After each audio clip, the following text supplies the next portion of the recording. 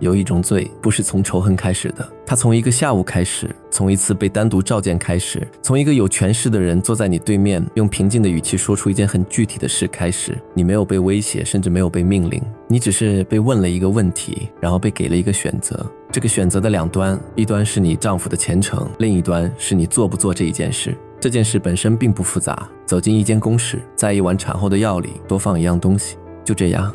公元前71年秋，大汉皇后许平君刚刚诞下太子刘氏，正在静养。帝国最重要的宫室里弥漫着产后特有的气息，药香，贴身的护理，屏着气的侍奉。最危险的关口已经过去，皇后平安，太子平安，整个后宫处于一种松动的庆幸之中。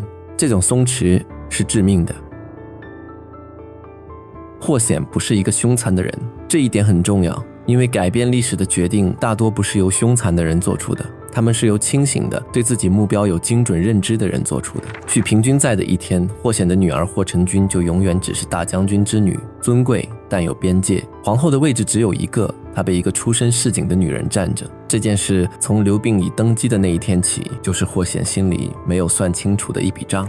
许平君不是他的仇人，甚至从未冒犯过他，他只是活在一个霍成君本可以占据的位置上，正常的活着。在霍显的账面上，这已经足够了。这笔账他放了很久，放到许平君怀孕，放到产期临近，放到一个女医周期性的出入后宫，然后他看到了那个杠杆在哪里。淳于衍是宫廷的女医，定期入宫为皇后诊视。她的丈夫淳于赏在大将军府属下任职，一直想谋一个更好的出路，始终没有成。淳于衍为此专程到霍府，想借霍显的关系说几句话。霍显平退了仆从，把淳于衍留了下来。房间很安静，史书留下了那次谈话的骨架已经足够，因为它让我们知道霍显说话的方式不是命令，命令是有一种可以抵抗的东西，你可以把头摇一摇，或者站起来走出去。霍显说的是一件很具体的事，语气平静，像在处理一桩正常的事物。皇后产后用药你经手，若是皇后没能熬过这一关，霍成君自然就是下一任皇后。那时候你丈夫的事，大将军会替你办。然后是那句话，事成富贵与我共之，事不成我当独做，你做好处一起拿，出了事我一个人扛。淳于衍的第一反应是大惊，这两个字之所以准确，是因为不是愤怒，不是拒绝，而是某种边界被突然推远的感觉。他这样的人站在这个位置上，不应该被这样的话找到，这不是他生活的尺度。然后他坐在那里没有走，史书在这里停住了，那段沉默的内容没有人记录。但有一件事可以确认，霍显说完话之后，淳于衍没有立刻站起来离开，他坐着，这意味着那件事在他脑子里运转起来了。她在算的不是道德，是结构。她的丈夫在大将军府属下走了多少年，这条路什么样，她比谁都清楚。她自己进宫做女医，要维持的资格和关系也在同一套系统里运转。她不是没有想到过，这个位置是有代价的，在这个帝国里，任何一个位置都是有代价的，只是代价的形式平时是模糊的，可以不去看的。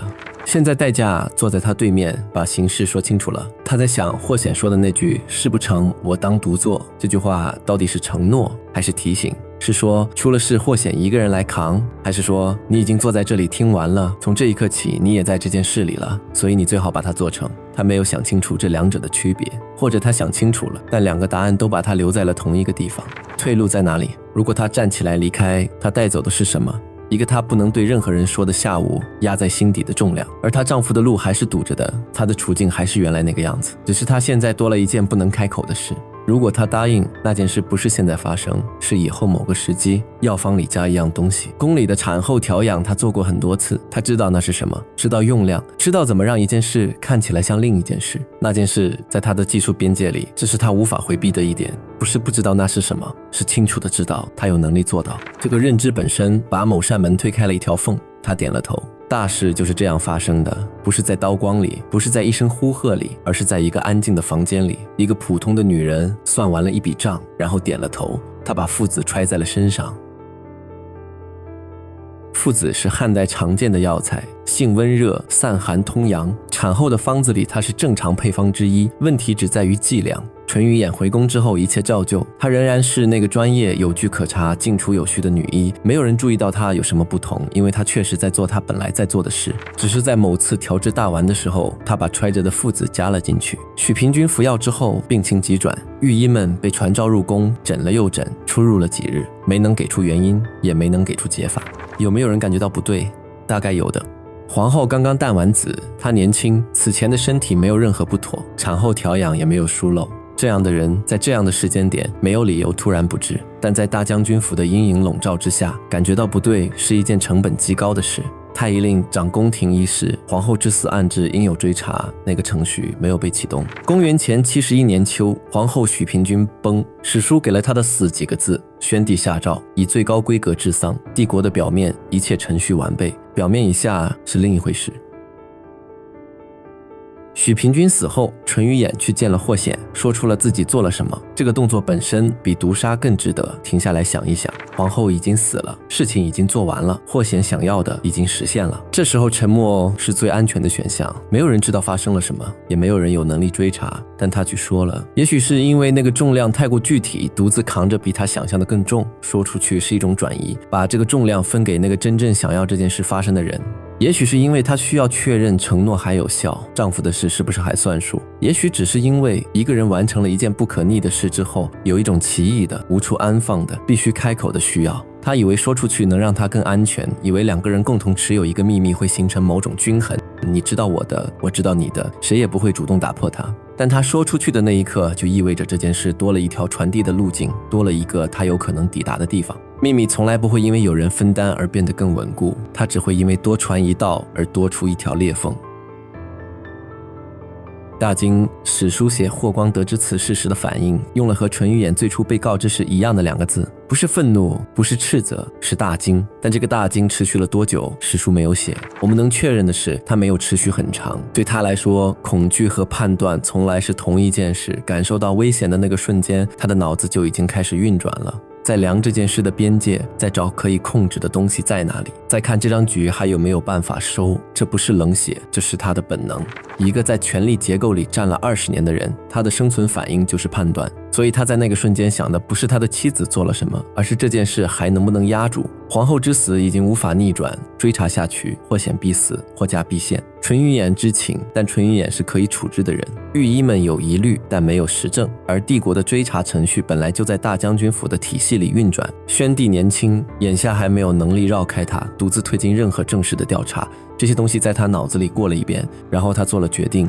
请其事3个字，史书对他处置方式的全部记录。请压住，让他沉下去，不许他浮起来。这是霍光一生中最私人的一次政治操作，他用了一样的能力，一样的方法，一样的精密判断，做了一件和他这一生所有政治操作性质根本不同的事。不是在维护汉家的稳定，不是在守住制度的边界，而是在替他的妻子压住一桩谋杀皇后的案子。他主持过废帝的大典，他让整个帝国的合法性在他手里流转了20年，从来没有让他轻慢一分。但这件事不是大事，这件事是家事。